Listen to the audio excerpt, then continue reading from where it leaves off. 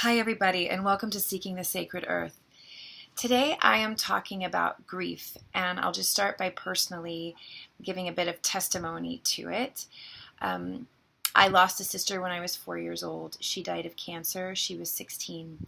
And I also lost a brother at 27. And a year and a half ago, I lost my father. Now, that's just me talking about when we lose people.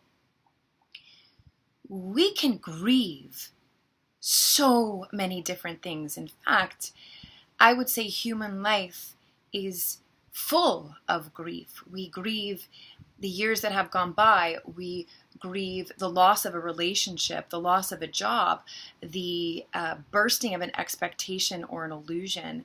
We grieve our bodies changing. We grieve friendships changing. We grieve our children growing, even, as much as we don't like to talk about that topic as well. Grief unites us all, and that's actually where I'm going to take this today.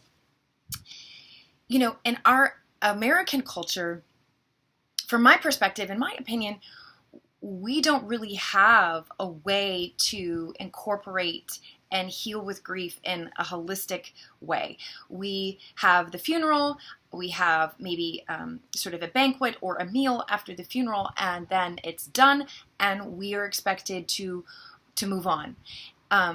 In Islamic cultures, a widow is to mourn for 4 moon cycles and 10 days. In some ways, that's the longest that I've seen culturally of a mourning period. In Jewish cultures, there's something called Shiva, which is for 7 days after the death. There's a very significant mourning period. But the truth is, grief does not go away. It just changes its shape and form and its intensity. When you love something or someone or an experience and that's taken away from you, you will always feel that loss. It's the level of intensity that changes. So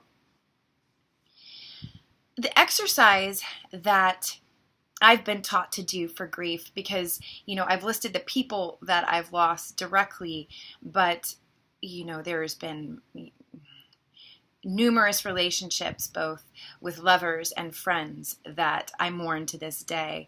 I think sometimes mourning relationships is such an important part of breakup and separation and divorce, and even separating from business. And, you know, as an actor, you know, we go into projects and we bond so tightly and profoundly, and then the project's over and we go, and there is a mourning process there that you can sort of jump over or go into for a healthier outcome. A lot of times when we don't deal with grief, when we try to run from grief, because we can't run from it, we can try to numb it through addictions, right? Alcohol, drugs, food, sex, internet, so many things that we can do to try to pile on top of it so we don't feel it. But I think in some ways grief, because it's more profound than sadness, it permeates every part of our life if we don't look at it, and it's like if we were to see it as an entity, as a person, as a human. It's in some ways the most fragile of the elderly, and the most innocent of the young, because it is where sadness can disconnect us from others.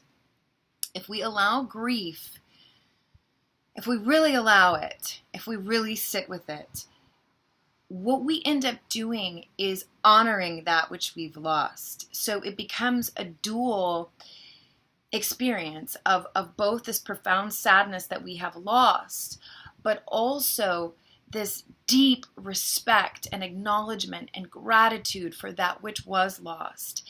It is to allow yourself to grieve something or someone.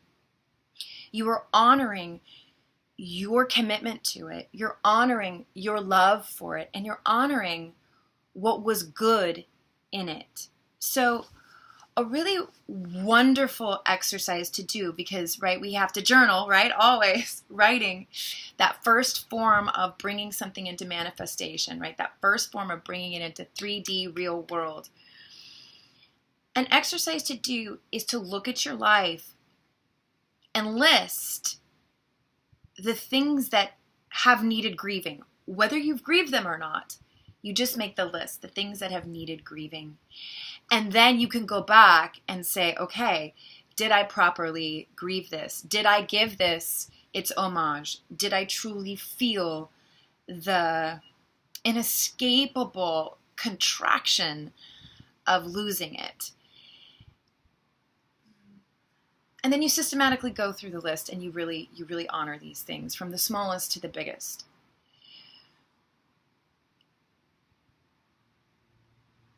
I would venture to say, and this makes me verklempt to go here, that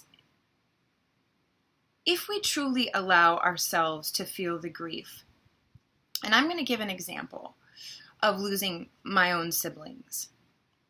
I ran from the grief when I was young, when my sister died, because my family didn't teach me how to grieve, and neither did our community. When she died, that was it. We had the funeral, closed the door, don't talk about it, and we moved to Singapore to start a brand new life, as if it didn't really happen. We're just going to move on.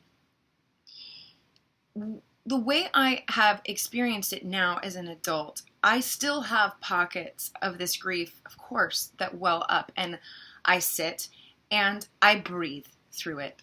It's not easy. There's 1,000 different things I'd rather do to run from it, and I have in my past. But now I know that grief is what truly brings the empathy for all other human beings, if we can feel our own. And I sit in this place, and I breathe through it, and I weep. And sometimes I get angry because I didn't have her through my adult experiences. But I sit in it, and I allow it to flood my system. I allow it to flood my heart. And when I experience that, something really profound happens.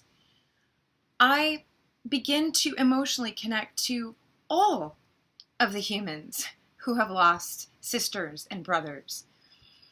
And that is when the healing comes. When you allow grief to bring you into a compassionate, connected place with all of humankind. We have all lost. We have all shed relationships that hurt to shed. We have all lost people we've loved. We've all had disappointments. And perhaps it is in this grief and sadness that we truly are one. There was a rabbi who was once asked, how can we solve these problems in the Middle East, these warring factions, this righteous anger on each side? And he said, the only way this issue will ever heal is if both sides come together and grieve together. So as we're in this eclipse zone, we're going to be losing things. That's just a part of the nature of life. And sometimes when these energies are so potent as they are now, things are stripped and ripped, and sometimes we want them to go, sometimes we're not ready. And I just want to encourage you all to really try this list of what needed to be grieved in my life up until today. What did I grieve? What didn't I grieve? And then really go back and give each thing, person, relationship, project, part of your body, birthday, whatever it has been. Grieve everything. Let the tears flow. And they create a portal, a wormhole, a vortex into all of humanity. And it's that connection that eradicates the grief and loneliness. It's the alienation that you may feel if you can move into the grief, swim into it, dive into it. Down deep in there is the rest of us, all experiencing the same feeling on some level. And if we do this, when we do this, we make space for inspiration to come in. We make space for light to come in. New ideas, new impulses to contact maybe old friends or friends you have or family members to create more peace together, more creativity together, more joy and more love together. I really hope this helped you guys. I know to make these videos really helps me.